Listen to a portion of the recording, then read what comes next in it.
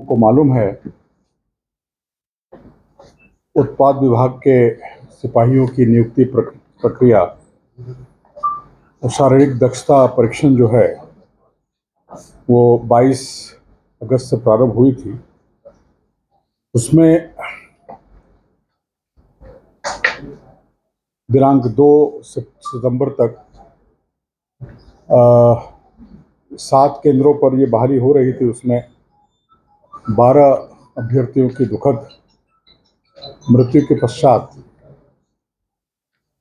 इस प्रक्रिया को कुछ समय के लिए स्थगित किया गया था। माननीय मुख्यमंत्री जी के द्वारा इसकी समीक्षा की गई और इसको हम लोग अब आगे बढ़ाने की दिशा में आगे बढ़ेंगे। मैं आपको ये बताना चाहता हूं कि यह निर्णय लिया गया है कि अभी तक इसमें करीब 5,13,000 अभ्यर्थियों के द्वारा आवेदन भरा गया था और तकरीबन 4 लाख अभ्यर्थियों की दौड़ की प्रक्रिया इसमें समाप्त हो चुकी है।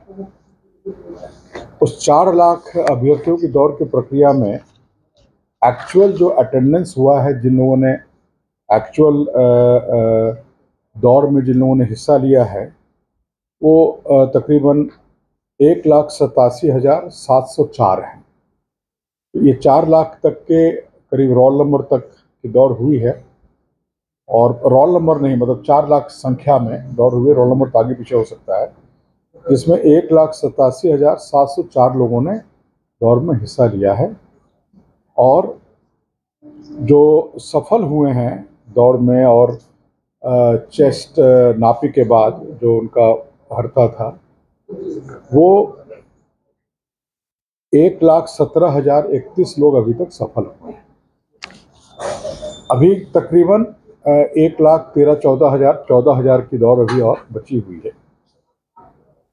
तो हमारे जो 6 केंद्र हैं, चयन परिषद 1 है रांची स्मार्ट सिटी में, चयन परिषद 2 है झारखंड जगुआर रांची में, 3 है पुलिस केंद्र गिरिडीह में, 4 है JPTC पद्मा हजारीबाग में, 6 है जमशेदपुर CTC मुसाबनी में और 7 है साहेबगंज जैप 9 के परिसर में। तो इन सब जगहों पर अब हम लोग जो 2 दिन का हमारा बचा हुआ था 3 और 4 का, ये हम लोग 10 तारीख से प्रारंभ करेंगे। इसी महीने के पहले हम लोग प्रतिदिन 6,000 लोगों को बुला रहे थे।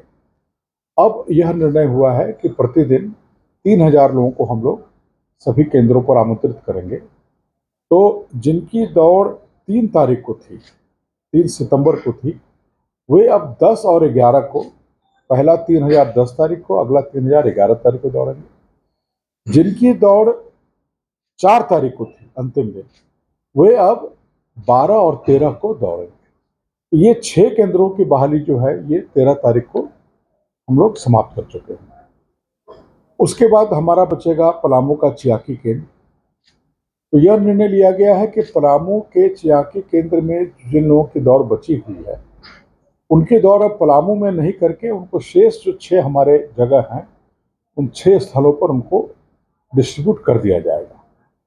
तो ये चूँकि 14 से लेकर के 17 तक अवकाश है, उस बीच में मिलादुन्नबी भी का भी पर्व है और विश्वकर्मा पूजा है और संभवतः कर्मा का भी डेट निकला हुआ है।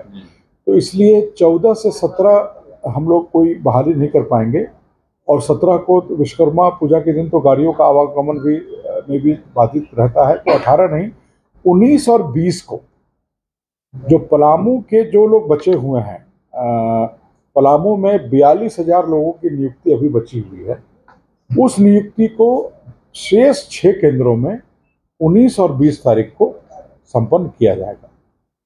JSCC के द्वारा कल से लेकर परसों तक ये जो परिवर्तन हो रहा है डेट का और स्थल का, ये हम लोग कल से परसों तक उनका एडमिट कार्ड जो है, फ्रेश एडमिट कार्ड, उनके साइट पर अपलोड हो जाएगा। तो जो अभ्यर्थी हैं वो एडमिट कार्ड अपना अपलोड कर सकते हैं। उनको पता चल जाएगा कि उनको किस तारीख को किस सेंटर पर पहुंचना है।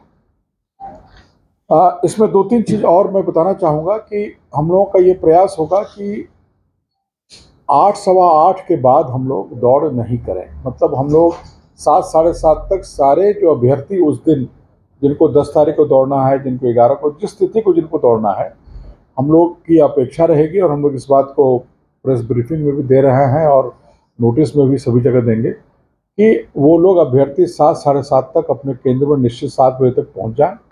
6 बजे मैंने इनफैक्ट 7 के पहले पहुंच जाएं, ताकि उनका पंजीकरण करते हुए उनकी दौड़ की स्थिति हम लोग उस दिन बना लें। तो ताकि हम लोग 9, सवा 9 के बाद हम लोग दौड़ नहीं कराएं। ये एक सरकार का है कि थोड़ा मौसम जब तक कूल रहता है तब तक हम लोग दौड़ करा लें। दूसरा, ये जो जिन अभ्यर्थियों की मृत्यु हुई है तो उसमें कुछ लोग का तो सडन डेथ हुआ है, दौड़ते समय गिरे हैं, फिर अस्पताल तक पहुंचते पहुंचते उनकी मृत्यु हो गई है। कुछ लोगों की अस्पताल में ट्रीटमेंट में हुई है। तो अभी तक चूँकि इनका यूडी केस दर्ज हुआ है, इनका पोस्टमार्टम हुआ है, पोस्टमार्टम के बाद इनका बाकी का जो परीक्षण है वो एफएसएल और मेडिकल टीम के द्वारा किया जा रहा है। तो फाइनल रिजल्ट आने में थोड़ा समय लगेगा, लेकिन अनुमान ये है कि इसमें से काफ़ी लोगों की मृत्यु जो हुई है वो हार्ट अटैक से, हृदय गति रुकने की वजह से हुई है। अब ये हृदय गति जो रुकी है ये विभिन्न कारणों से हो सकती है। कई बार कोई लंबी बीमारी रही हो, किसी तरह का कोई लंग्स में इन्फेक्शन रहा हो, तो ऑक्सीजन की कमी और इन सब